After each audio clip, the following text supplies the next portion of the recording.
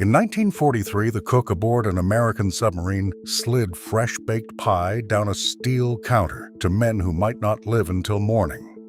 200 feet of black water sat overhead, and Japanese destroyers were hunting the surface. Most people picture submarine crews starving in the dark. The truth is, stranger. Submariners ate better than almost anyone in the entire military. Number 14 on this list was so prized that men risked the whole boat to keep it cold. And number 3 was eaten standing between live torpedoes, because there was nowhere else to put your plate. These 25 meals kept men sane inside a sweating metal tube where the air slowly ran out. Hit that subscribe button. Let us count down. Number 25, Navy beans. Every patrol started and ended with beans. A submarine carried 100-pound sacks of dried Navy beans wedged into the bilges, under the deck plates, anywhere a sack would fit, because beans did not spoil, and beans did not care about the heat. The cook soaked them overnight in a steel pot bolted to the galley counter, then simmered them all day with salt pork and a little molasses until the broth turned thick and brown. Below the surface, where the boat ran on recycled air and the temperature near the engines climbed past 100 degrees, the smell of beans cooking was the first sign that the crew was still operating like a crew. A pound of dried beans cost a few cents and fed a dozen men. When the fresh food was gone and the refrigeration was failing, beans were always there, patient and reliable, holding the line between a working boat and a hungry one. Number 24, SOS on toast. The men called it something unprintable, and the polite version was creamed chipped beef on toast.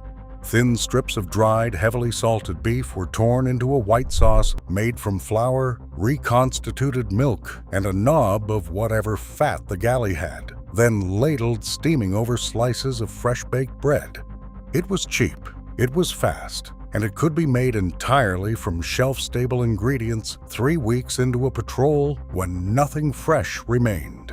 The salt in the beef seasoned the whole sauce on its own. Watchstanders coming off a 6-hour shift at the diving planes would eat it leaning against a bulkhead, plate balanced on one forearm, the boat rolling gently at periscope depth. Every man who served in the war knew this dish from some base mess somewhere, and the cooks brought it down into the steel with them because it was filling and it never failed. Number 23, horsecock sandwiches. That was the actual sailor name for it, and nobody apologized. A submarine carried enormous tubes of bologna, sometimes 1.5 feet long, sealed in casing that survived the damp. The cook sliced it thick, fried the edges in a pan until they blistered and curled, and laid it on bread with mustard. Served cold, it became the standard sandwich left out for the men standing watch through the night, when the galley was dark and the boat was running silent. The bologna kept for weeks without proper refrigeration, which made it priceless on a long patrol.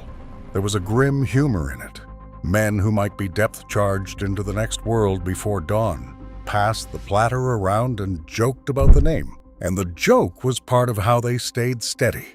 It was crude food eaten in cramped quarters, and it was exactly what the moment called for. Number 22, powdered eggs. For the first week of a patrol, a submarine served real eggs, stacked in crates and guarded like treasure. After that came the powder. Dehydrated eggs arrived in tins, a pale yellow dust that the cook reconstituted with water and beat into something that could be scrambled, baked into cakes, or stretched across a whole crew at breakfast. Nobody pretended they tasted like the real thing. They came out faintly rubbery and a little sulfurous, and the men ate them anyway because the alternative was no eggs at all for 2 more months. The genius was in the chemistry. Powdered eggs weighed a fraction of fresh ones, took up almost no space in a boat where every inch was accounted for, and never rotted in the heat. A submarine could carry enough egg powder for a 60-day war patrol in a few stacked cans.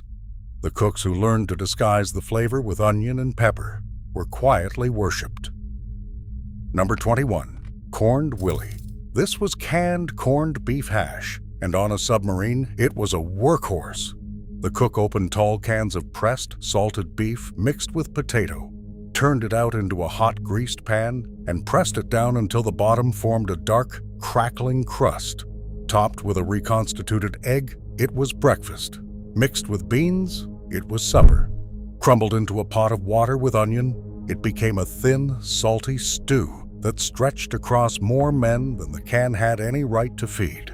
Cans like these were stacked in every spare locker on the boat, behind the bunks, under the wardroom table, inside the shower stall that nobody used because fresh water was for drinking.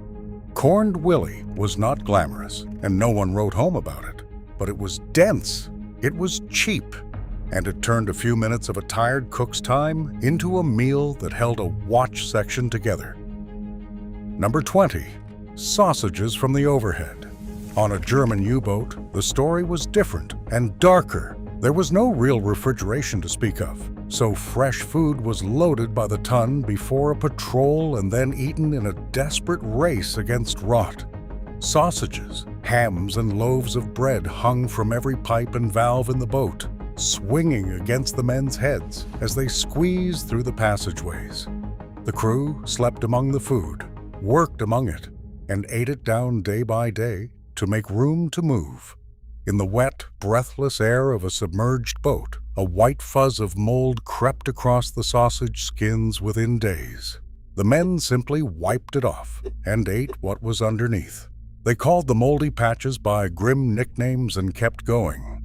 A U-boat at the start of a patrol smelled like a butcher's shop. By the end, it smelled like diesel and despair.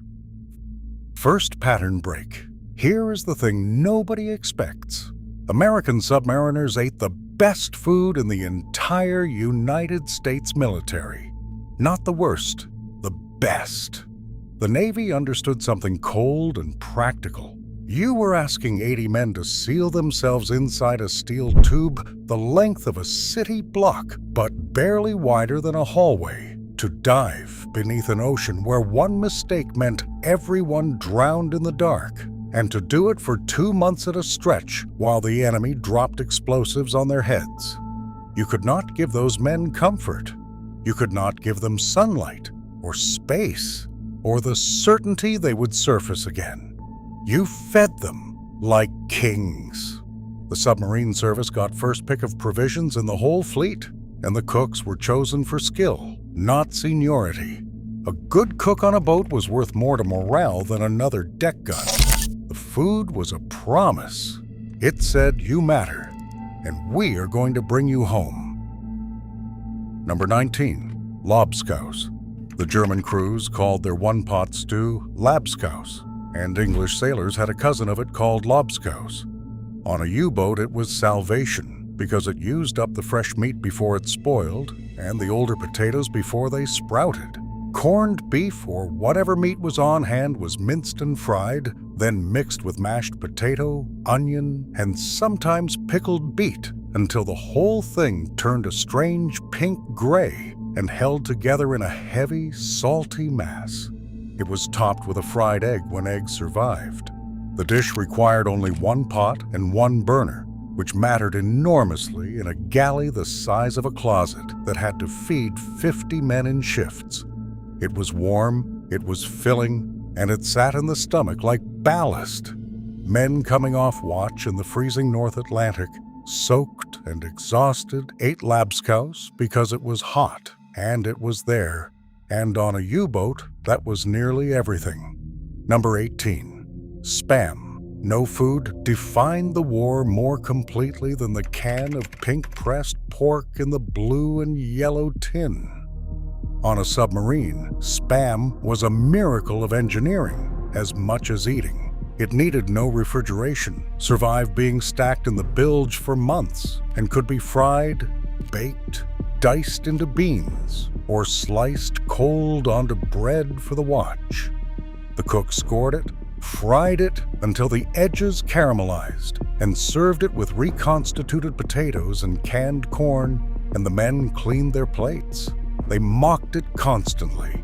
They wrote songs about being sick of it, And they ate every bite, because down in the steel, a hot fried slice of Spam was a complete protein that a sweating, exhausted cook could turn out fast for an entire watch section.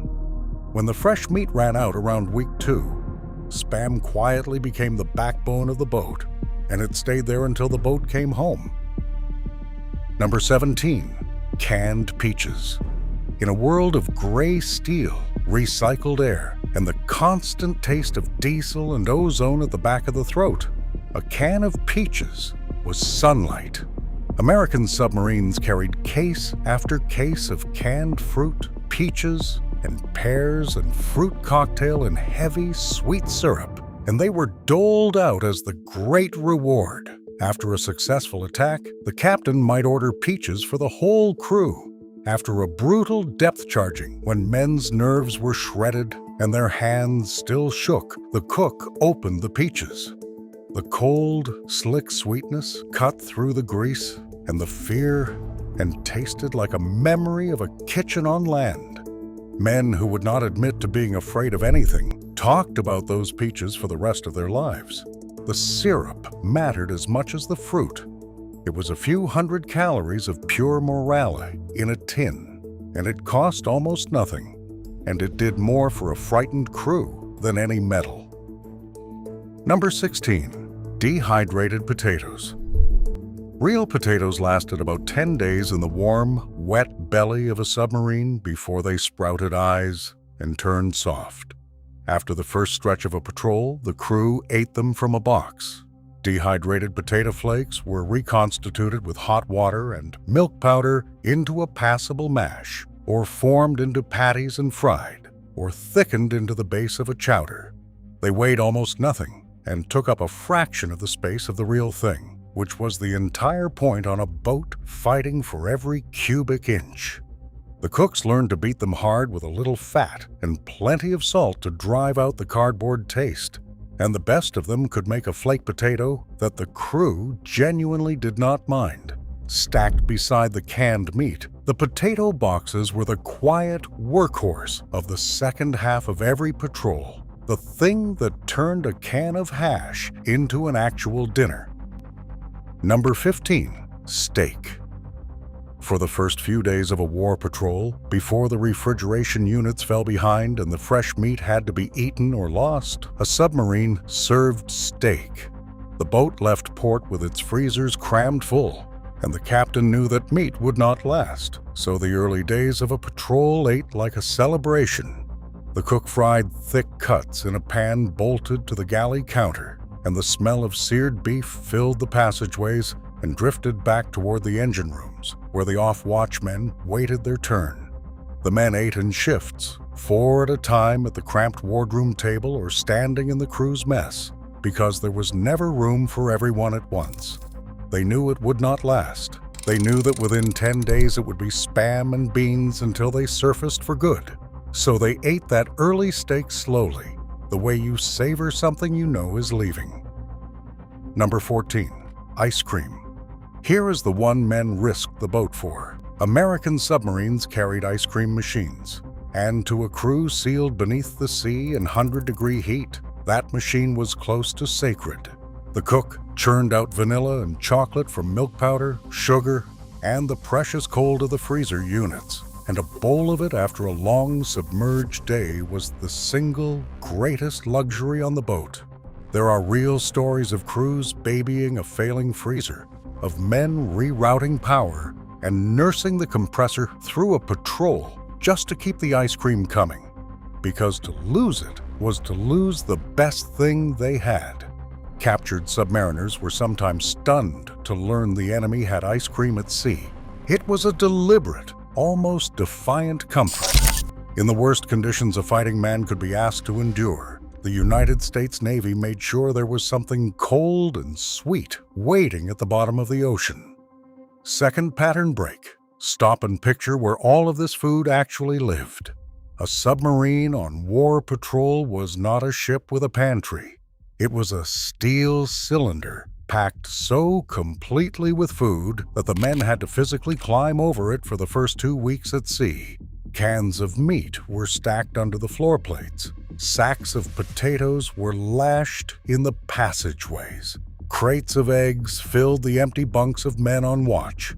The shower stall became a locker because nobody could spare the fresh water to wash. Cooks walked hunched through corridors of canned goods, and the crew ate the boat empty from the outside in, slowly clearing space to move as the patrol wore on. By the final week, a submarine that had left port crammed to the overhead had room to stretch, and that emptiness was its own strange clock, counting down toward home. Every meal eaten was a few more inches of breathing room in a place built without any to spare. Number 13. Collision mat. That was the crew's name for pancakes because they came off the griddle thick, flat, and heavy enough to plug a hole in the hull. Breakfast on a submarine was the cook's chance to make something that felt like a Sunday morning on land, and a tall stack of pancakes with syrup did that better than almost anything. He mixed flour, powdered egg, powdered milk, and a little fat into a batter and poured it onto a flat griddle, turning out dozens at a time to feed the boat in shifts. Topped with canned fruit or syrup or just a smear of margarine, they were warm and filling and faintly sweet, and they sent men back to the diving planes and the torpedo rooms with something solid in their bellies. The watch going off and the watch coming on passed each other in the cramped mess, both reaching for the same stack, and for 10 minutes the boat felt almost like a normal place. Number 12. Pie. A good submarine cook could make pie at 200 feet, and the men loved him for it.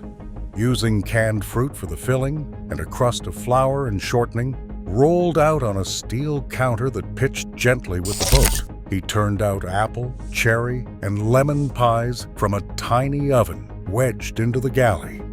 The smell of baking pastry working its way down a submarine corridor was one of the great comforts of the patrol, a scent that had no business existing inside a war machine and was all the more precious for it.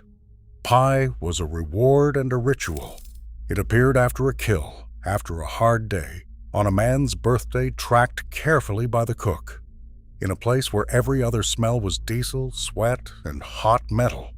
The smell of pie was a small, deliberate act of defiance against the steel, the dark, and the depth. Number 11. Bully beef. On a British submarine, the can that fed the crew was bully beef, salted corned beef pressed into a distinctive tapered tin that opened with a key. It was the backbone of the Royal Navy ration, and beneath the Mediterranean and the North Sea, it fed men who were hunting and being hunted in equal measure. Sliced cold onto hardtack biscuit, it was the watchkeeper's meal. Fried with onion and a tin of tomatoes, it became a hot supper. Minced into potato, it turned into a kind of hash that stretched one tin across a mess of hungry sailors. Bully beef was salty, dense, and unromantic, and it had kept British forces fed since long before this war. On a cramped boat where the galley was an afterthought and the conditions were brutal, the simplicity was the virtue. A key, a tin, and a few minutes, and a tired crew had eaten. Number 10. The tot. This was not food, but on a British submarine, no account of how men got through the day would be honest without it. Every day at sea, the Royal Navy issued each sailor a measure of rum, the daily tot, poured out under careful supervision and watched over like a sacrament. For men sealed in a damp steel hull, soaked, frightened, and exhausted, that small daily ration of dark, fiery rum was warmth, courage, and ritual in one cup. It marked the rhythm of the day. It loosened the knot of fear that sat in every man's chest beneath the depth charges. Senior men sometimes traded sips of their tot as currency for favors or debts or simply friendship. It was a tradition stretching back centuries, and in the close, claustrophobic world of a submarine, it did work that no food could do. The tot did not fill the stomach. It steadied the hands and the heart, which mattered just as much. Number 9. Beanie Weenies. canned beans and frankfurters, stewed together in a thick tomato sauce, were one of the most reliable hot meals on an American boat. The cook emptied the cans into a pot, warmed it through, and served it over bread or beside potatoes, and a hungry watch section ate it without a word of complaint. It was filling, it was salty, it was sweet at the edges from the sauce, and it required almost nothing of a cook who had already been on his feet for 14 hours feeding a crew in shifts. Every component came from a can that would keep for months in the bilge, which made it a meal the boat could produce in its 8th week as easily as its first. There was nothing fancy about it, and nobody pretended there was, but on a long submerged run, when the fresh food was a distant memory, a hot bowl of beans and franks was a small, dependable mercy. Number 8. Soup. A pot of soup was the most forgiving meal a submarine cook could make, and the most useful. Everything went into it: the last of the canned vegetables, the scraps of meat, the bones, a handful of beans, the dehydrated potato that had not quite made it into the mash. He simmered it all together with salt and pepper into a thick, savory broth that could feed every man on the boat from a single pot and waste nothing. Soup mattered for more than economy. It was hot and it was easy to eat, which counted for everything during the long submerged hours when the boat ran silent and the air grew thick and stale. A man with no appetite, queasy from the foul air and the tension, could get down a bowl of soup when he could not face anything else. It kept the weak eaters fed and the strong eaters satisfied, all from one battered pot. Third pattern break. Now picture the worst possible moment to be holding a hot meal. The depth charges start. Somewhere above, an enemy ship has found you, and the explosions begin to walk across the water toward the hull. The captain orders silent running. Every system that makes noise shuts down, and that includes the galley. The cook kills the burners. The pot goes cold on the counter, and the men eat whatever they have in their hands, cold and half-finished, in the dark, in total silence, while the boat shudders, and the lights flicker, and the rivets groan under the pressure. There were patrols where the crew ate nothing but cold sandwiches and canned fruit for days, because the galley could not be lit without the enemy hearing it. The food on a submarine was never just about hunger. It was about holding your nerve. Sometimes the bravest thing a man did all day was calmly finish a cold sandwich while the sea tried to crush him. Number 7. Watch sandwiches. Because the galley could not run around the clock, and because men were always on duty at every hour, the cook left out platters of sandwiches for the watch standers. Cold bologna, canned meat, cheese, sometimes peanut butter, stacked between slices of the bread baked earlier that day and left in the crew's mess for any man coming off a shift in the middle of the night. A sailor stepping down from 6 hours at the bow planes, eyes burning, could grab a sandwich and a cup of coffee and put something in his stomach before he fell into a still warm bunk. These sandwiches were the quiet circulatory system of the boat, the food that kept the night running. No one sat down to eat them. They were grabbed, eaten standing in a passageway, washed down with coffee, and forgotten. But without them, the men who held the boat together through the small hours would have run on nothing at all. Number 6. Cornbread. A pan of cornbread baked in the submarine's small oven was a taste of home for the many crewmen who had grown up on it. The cook mixed cornmeal, flour, a little sugar, powdered egg, and reconstituted milk, poured it into a pan, and baked it golden and crumbling to serve alongside the beans and the soup. It was cheap, it was fast, and cornmeal stored beautifully in the bilge for the length of any patrol. Crumbled into a bowl of beans and pot liquor, it soaked up everything and turned a thin supper into a full one. For men from the South and the rural heartland, that first bite of warm cornbread 200 feet down was a thread connecting them to a kitchen table thousands of miles away in a house they were not sure they would ever see again. It was humble food, doing the quiet, heavy work of reminding a frightened man who he was. Number 5. Reconstituted milk. There was no fresh milk on a submarine after the first couple of days, so the crew drank theirs from a powder.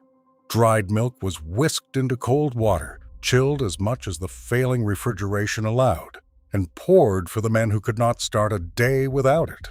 Nobody loved it. It had a faint, flat, cooked taste that no amount of chilling could fully hide. But it went into the coffee, the pancake batter, the mashed potatoes, the soup, the pie, and the pudding, which made it one of the most essential ingredients on the entire boat. Powdered milk weighed a fraction of the liquid and never spoiled in the heat, and a few cans of it carried a crew through 2 months at sea. The men grumbled about it the way men grumble about anything constant and necessary, and then they poured it over their reconstituted eggs and drank it down, because down in the steel, it was milk, and milk was a small piece of the surface. Number 4. Moldy ship's bread. Back on the U-boats, the bread told the story of the patrol. German submarines loaded loaves of dense, dark bread and rye Kommissbrot at the start of a cruise, far more than any refrigerator could have protected, even if the boat had one. Within days, in the dripping humidity of a submerged hull, a bloom of white and green mold spread across the crust. The crew did not throw it out. There was nothing to replace it with. The men cut away the worst of the mold, sometimes scraping it off with a knife, and ate the bread underneath. And as the patrol wore on, the amount they had to cut away grew larger. The drier, harder ship's biscuit lasted longer, but punished the teeth. This was the other face of submarine eating, the one without ice cream and pie. Men hunting in the same deep water as their better-fed enemies ate mold-scraped bread because the alternative was to go without. And so they scraped, and they ate, and they kept hunting. Number 3. Hardtack between the torpedoes. In the forward torpedo room, where the deadly fish were racked floor to ceiling, and the off-watch crew slung their bunks in the few feet of space between the warheads, men ate where they slept, which meant they ate among the torpedoes. There was simply nowhere else. On the older boats and the lean stretches of patrol, the food at hand was hardtack, a dense, rock-hard biscuit of flour and water, baked until every trace of moisture was gone. The same survival cracker that had fed sailors for centuries. It would not spoil. It would barely break. Men soaked it in coffee to make it chewable, or crumbled it into soup, or simply gnawed it standing between 1,000 pounds of high explosive while the boat hung silent in enemy water. It was the most claustrophobic meal imaginable, eaten in the most dangerous room on the boat, in a space so tight a man could touch a torpedo without standing up. And the crew ate it and slept beside the warheads, and woke to do it again. Number 2. Coffee. Coffee was the lifeblood of the submarine, and it never stopped. A pot was always working on the galley burner, day and night, surfaced or submerged, in calm water or under attack, for as long as silent running allowed. Submariners drank it by the gallon, black and bitter and strong enough to strip paint, because coffee was how a man stayed awake through a 6-hour watch and how he steadied himself afterward. It was poured for the watch coming on and the watch going off. It warmed the men in the freezing control room and revived the ones half poisoned by the foul, oxygen-starved air of a long dive. When the galley went cold for silent running, the loss of fresh coffee was felt almost as keenly as the danger itself. Coffee was not a luxury, and it was not a treat. It was the fuel that ran the human machinery of the boat, the one constant ritual in a place where everything else was uncertain. and the crew ran on it the way the boat ran on diesel. Number 1, fresh baked bread. And at the very top, the simplest thing of all, every night while the boat ran submerged through enemy water and the crew slept in shifts among the torpedoes and the canned meat, the cook baked bread. He mixed flour and yeast and reconstituted milk into dough, let it rise in the warm air of the galley, and baked loaf after loaf in the small steel oven, so that the men waking for the next watch would have it fresh. And here is what that meant. 200 feet beneath the surface, inside a sweating metal tube, where the air was running out and death waited on every side, the one smell that filled the corridors at 3 in the morning was the smell of baking bread. It drifted past the diving planes and the torpedo tubes and into the bunks, and a frightened, exhausted man would breathe it in and, for just a moment, be standing in a kitchen on dry land in the country he was fighting for. That bread was more than food. It was the promise that there was still a world up there worth coming home to. The cooks knew it. That is why they baked it every single night, no matter how deep, no matter how dark. Here is my challenge. Pick one of these and make it this week. The navy beans, the labskaus, the cornbread, the pie. Make the food that men ate at the bottom of the ocean while the world tried to sink them. And eat it, thinking about where it came from. Then come back and tell me which one surprised you, because I made the beans with salt pork, and I finally understood why a sailor would risk everything just to keep the freezer running for ice cream. Drop the meal you are going to try in the comments. I want to know if the ice cream gets more love than the fresh bread, because these were not just meals. They were the small human comforts that kept brave men sane in the most claustrophobic place a person could go to war.